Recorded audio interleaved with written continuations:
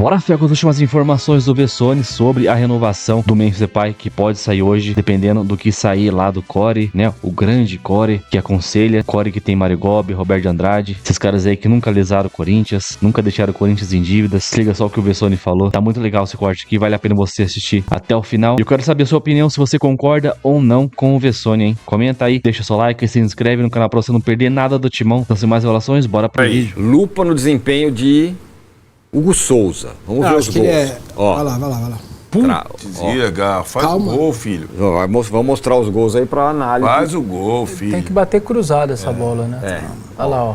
Não pegou não cheio na por bola. isso. Bateu muito forte, saiu mal, Pegou muito forte. E tá vendo aí, tava 0x0 aí. Um pouco de azar aí, né? Que a bola bate na Cruzeiro trave, vai fazer o primeiro pra gol dentro, com o aí Bruno eu Rodrigues, na saída de bola. O Mateuzinho erra. Cruzamento. Cruzou a bola. Pega a lupa. A bola vai fora, o goleiro põe pra dentro. Ele tinha que ter desviado pra escanteio. Claro, pro lado. Entendeu? Vai lá, o que ele pôs fez? A bola em jogo. Hugo Gandula pegou a bola e deu pro jogador do Cruzeiro. Faz o gol aí que tá fácil aqui. Nós temos que viver uma noite extraordinária, épica. Entendeu? Quem não se arrisca não vive extraordinário. Olha lá, a bola vai fora. Bola vai fora. É isso, cara. A bola vai fora e botou a bola em jogo. Chora, Vessa, vai. Vessa, vamos lá. Não venha me dizer que não foi, né? Pós essa análise sobre a atuação de Hugo Souza. O goleiro errou ou não errou? Vai, Vessa, responde. Vamos lá, vamos à análise do jogo primeiro. Eu sou um cara que sempre tento analisar o jogo e não o resultado, então eu já critiquei muito o Corinthians em vitórias. Não, tá bom. Sabe o que ele fez? Ele pegou um leite condensado agora que deixa tudo bom, doce, gostou, e botou em cima do bolo amargo. É mestre em fazer isso. Vai. Eu já critiquei muito o Corinthians em vitória e já elogiei o Corinthians em derrota, e esse pra mim vai ser o elogio. Acho que o Corinthians jogou bem ontem, gostei muito do Corinthians. A opção pelo time titular é sempre muito arriscada, porque o Corinthians jogou quinta-feira lá em Rosário para jogar no domingo, 2 dias de diferença. E essa do Gabriel Paulista, que sai com uma pancada ou lesão, não se sabe ainda se foi uma pancada ou se foi uma lesão, eu não teria feito. 35 anos, um histórico de lesão lá na Turquia. Eu acho que eles vacilaram nessa daí, não precisava ter colocado. Mas ele opta pelo time titular, até porque o time reserva do Corinthians é muito difícil, né? Um time bem complicado, não tem tanta opção. E eu acho que se ele faz como o Cruzeiro fez, colocando a imensa maioria dos reservas, teria problema. O Corinthians sai atrás, depois de ter perdido gols, de estar jogando bem. O Mateuzinho tenta uma saída de bola, erra, atravessa a bola errado. Você toma um empate. O Corinthians segue em cima, consegue o empate com o golaço do Gustavo. E aí chega um momento do jogo que é aquela coisa do sobe e desce. Vamos lá, o Corinthians põe jogadores reservas que por motivos óbvios são piores do que os titulares, e o Cruzeiro começa a colocar um monte de jogador titular que por motivos óbvios são melhores do que os reservas. Então você pega jogadores descansados que são muito bons e os jogadores descansados do Corinthians que são piores. E aí você entra no momento do jogo que eu acho que faltou um pouco de pragmatismo. Faltou frieza. Eu tô empatando, eu joguei quinta-feira, eu tô cansado, eu tô com jogadores piores. Vamos dar uma segurada. O empate não é mau resultado. Você faz 1 ponto, você não perde, o que é sempre um desgaste. 1 ponto diante de sua torcida e quinta-feira você tem outra decisão. Vamos embora pro próximo. Você não perdeu do Flamengo em casa, você não perdeu do Palmeiras em casa e você não perdeu do Atlético Paranaense em casa. Era o quarto postulante em casa que você não ia perder também. E aí você vai no meio da trocação. Então você tem um boxeador, tá descansado, bom pra caramba, e você é um boxeador pior, descansado, mas você é pior. A chance de você tomar um punch no queixo, qual que é a maior? É a de você tomar, não a de você dar. E foi exatamente isso que aconteceu. O Corinthians foi para a trocação com um monte de jogador bom e descansado do outro lado. A hora o cruzamento sai perfeito, a cabeçada sai perfeito, o passe sai perfeito, tudo sai perfeito e toma o gol. Então acho que era uma vitória, era uma derrota muito evitável do Corinthians, muito evitável. E eu repito, o time teve bom comportamento, o time tocou a bola, o time girou a bola, o time jogou com vontade. Eu não tenho nada para falar do time, nada. Acho que o time jogou bem. Foi um bom time, o Corinthians é organizado, o Corinthians tem um jeito de jogar, o time não dá para o adversário 1000 chances de gol, o Hugo não precisa fazer 1 milhão de defesa, e eu acho que o Corinthians se comporta bem. É uma derrota que não é justo, o futebol, a justiça é bola na rede, mas eu gostei do Corinthians, eu gostei do comportamento. Tirando essa parte do Gabriel Paulista, que eu não teria escalado, ele toma a precaução do Ranieri de não colocar, porque os exames deram que podia estourar. E eu acho que o Gabriel, o exame não deu, mas com 35 anos eu acho que poderia ter feito de maneira diferente. O gramado, visualmente, quando eu cheguei no estádio, parecia melhor. E aí os jogadores, depois do jogo também confirmaram aquilo que eu falei, que eu imaginava. O gramado já ficou bem melhor, já não apareceu... terra, lama, buraco, terra preta, não pareceu nada disso. Já terminou melhor, acho que quinta-feira já vai estar um pouco melhor e daqui a 15 dias, quando voltar a jogar contra o Santos, eu acho que vai estar num prime que era aquele que a gente sempre se acostumou. Então já melhorou muito o gramado, muito mesmo. Jogadores falaram isso depois do jogo também. Já entrando antes de vocês falarem do jogo, só para atualizar, o Memphis segue toda a enrolação. O Osmar Stabile, que é o ex-presidente em atividade do Corinthians, segue sem tomar a sua decisão, fica em cima do muro. E a última ladainha, a última papagaiada, é assim que eu estou chamando, é que o CORE vai se reunir hoje à noite de maneira virtual. O CORE, o grande CORE, o Conselho de Orientação, que não decide nada, né? Ele só orienta, ele não tem poder de veto nenhum. Só que diante de um presidente que não tem coragem, não tem a vontade de tomar decisão, não tem a coragem, tem outras palavras mais chulas para usar, mas não vou usar porque nós estamos ao vivo. Ele não toma decisão, então ele vai se escorar agora no tal do CORE, que é um conselho de orientação que deixou passar um monte de coisa, é cartão corporativo, é raspadinha da Fiel de 8 milhões, tem um monte de coisa, é uma barbeiragem enorme, um monte de contrato. O primeiro contrato do Memphis não passou pelo CORE, mas agora o Osmar quer que passa.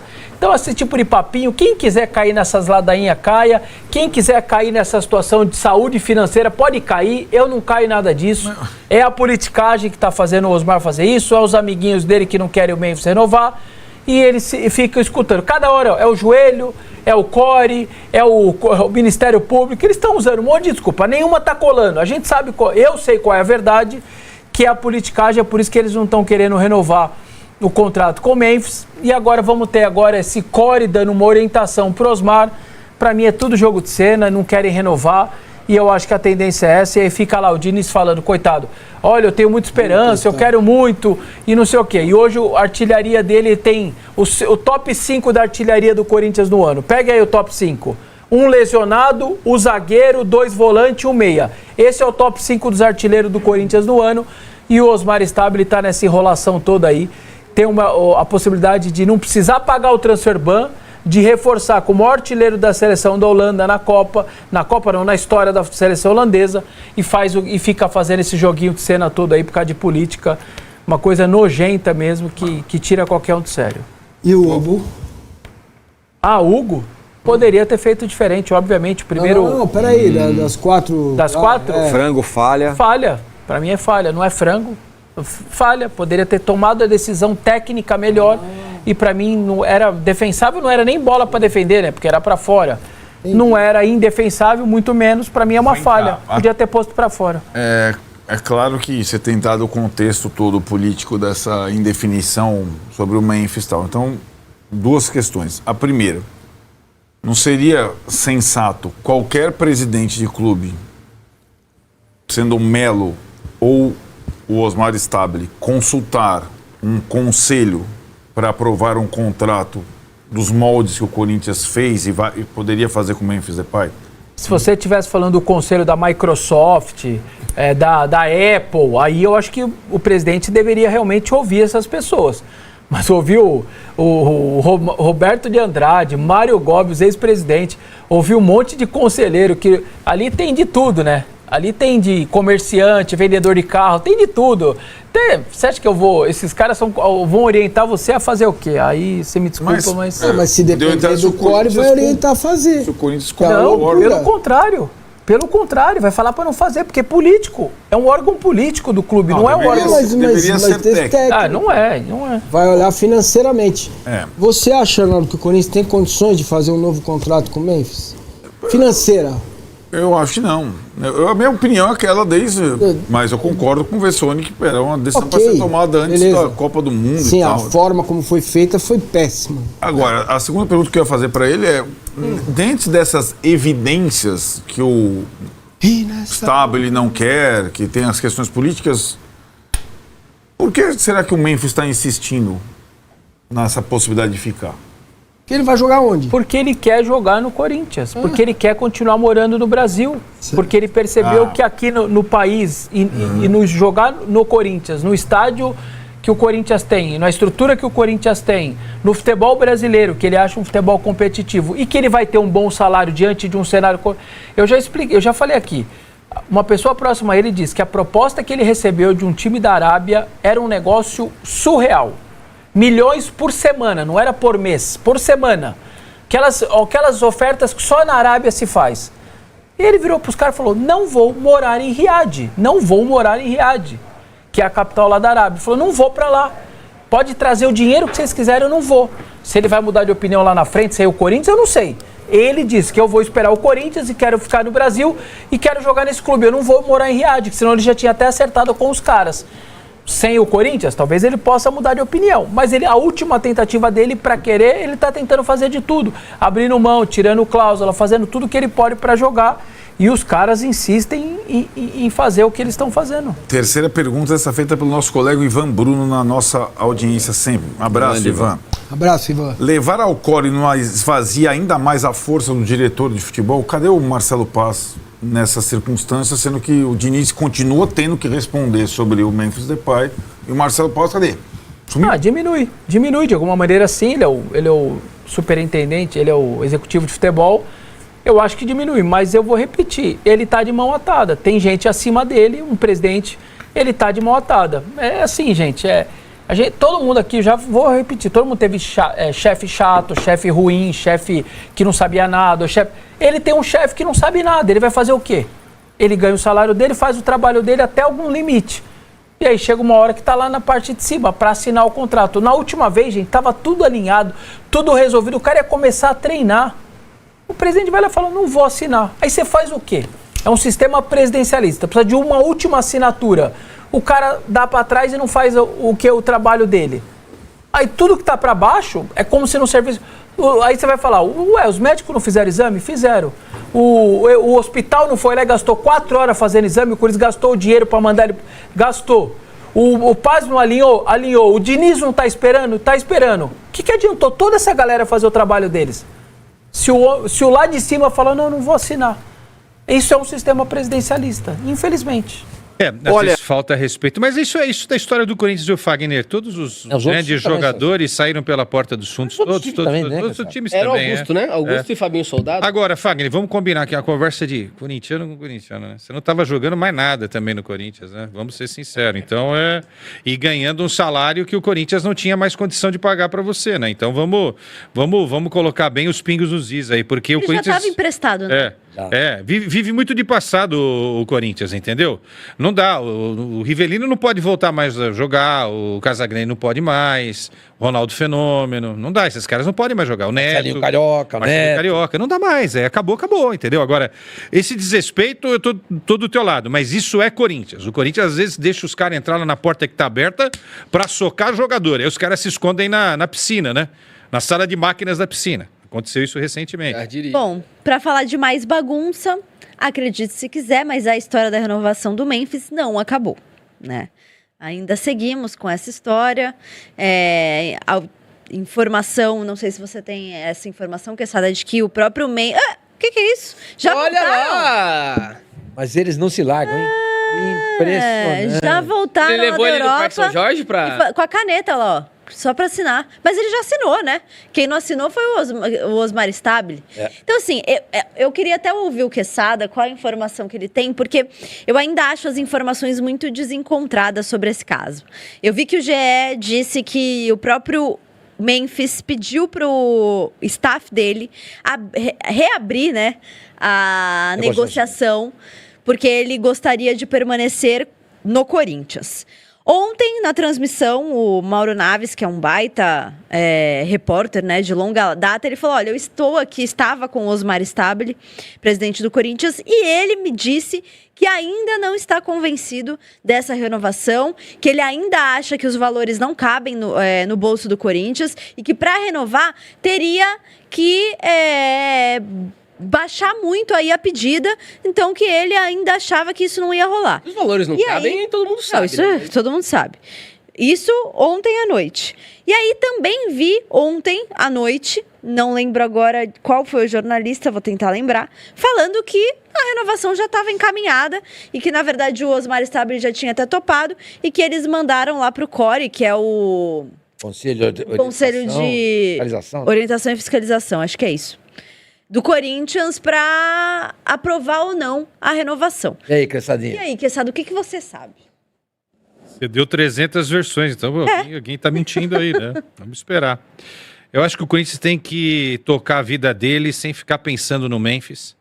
Quinta-feira é um jogo histórico para o Corinthians, que é um time que não tem a história que ele deveria ter numa Libertadores da América. Então esqueça Memphis por enquanto, isso tem que ficar fora do time. Já não é fácil ser Caio César e Pedro Raul. É mais difícil ainda quando tem um fantasma desse chamado Memphis rondando ali o Parque São Jorge, o CT do Corinthians, né, ali na Ayrton Senna. Deixa isso daí de lado, os caras que resolvam, até porque se renovar, não sei se ele vai estar em condições de jogar na quinta-feira, não sei, né? O fato é que o que eu ouvi é que iam tentar diminuir em 30 milhões aí o que o Memphis queria. Eu duvido que ele vá aceitar tirar 30 milhões de reais do novo contrato. Que aí é uma bagunça também, tá juntando um novo contrato para diluir as prestações do primeiro que não foi paga. Só uma coisa, porque eu tenho cognição, que eu sempre entendo deixando as emoções de lado. O dinheiro não é meu e o dinheiro, viu, corintiano, também não é seu. Alguém vai ter que ser responsabilizado por isso, pelo primeiro contrato e pelo segundo, se realmente for assinado pelo presidente. O fato é que o Corinthians não tem realmente dinheiro para pagar o Memphis, mas não é não ter dinheiro para pagar o Memphis, não tem dinheiro para pagar o Pedro Raul, para pagar uma porrada de coisa que o Corinthians tem para pagar, né? Então, é que sobrou no Memphis, porque o Memphis é a bola da vez, né? E é um cara que dentro de campo, em alguns momentos, ele realmente fez uma história e ajudou o Corinthians a conquistar coisas legais. Mas aí é informação minha, que contraria aqueles que falaram que o negócio já estava certo. Nos Estados Unidos, o presidente falou para outros colegas presidentes, durante a Copa, que ele não teria condições de assinar o contrato, porque o Corinthians não tem dinheiro para pagar isso daí para o Memphis. Tá? Só para encerrar meu comentário, que está no final do programa, não vou falar mais nada, porque terminou o programa.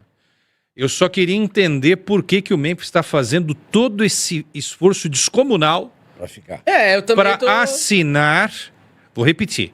Eu só queria entender por que Memphis Depay está fazendo esforço descomunal para continuar no Corinthians, para assinar a renovação, para esperar que o Corinthians renove o contrato dele, sendo que o primeiro contrato ainda não foi pago. Eu só queria entender, porque a minha inteligência às vezes começa a captar coisas esquisitas desse bastidor. E quando eu falo isso, eu estou falando em proteção a tudo que é maior do que tudo, que é o Corinthians. É amor pelo Corinthians, tudo isso? Será? Não sei, eu plantei aí o comentário. Se você tiver inteligência para entender, vocês estão desse lado, entendo. Se vocês não quiserem, logo vem um novo transfer ban. E esse vai ser uma bela baguete enorme, viu? Uma bela baguete. Aquele baguetão enorme, vocês esperem aí. Mano, assim, eu não vi a parte do Palmeiras no G4, porque eu não acompanho, não me interessa nada. Mas será que o Massini fez essa lupa aí pro frangueiro dele, o Carlos Miguel? Que falha e franga quase todo jogo praticamente? Eu acho que não, né? É seletivo, né? Quando o Corinthians perde, quando tem uma falha técnica, os caras querem fazer piada, aumenta em 1000 vezes, cara. Na boa. E eu quero ver a cara dele na quarta-feira, quando o Palmeiras foi eliminado pelo Cerro Porteño lá no Paraguai. Eu quero ver, mano. Eu até faço um corte dessa cena aí que vai ser muito engraçada, mano. Quero ver. Nossa, cara. Assim, tá desenhando pra gente ir longe na Libertadores. Quarta-feira, os imundos vão ser eliminados pelo Cerro Porteño.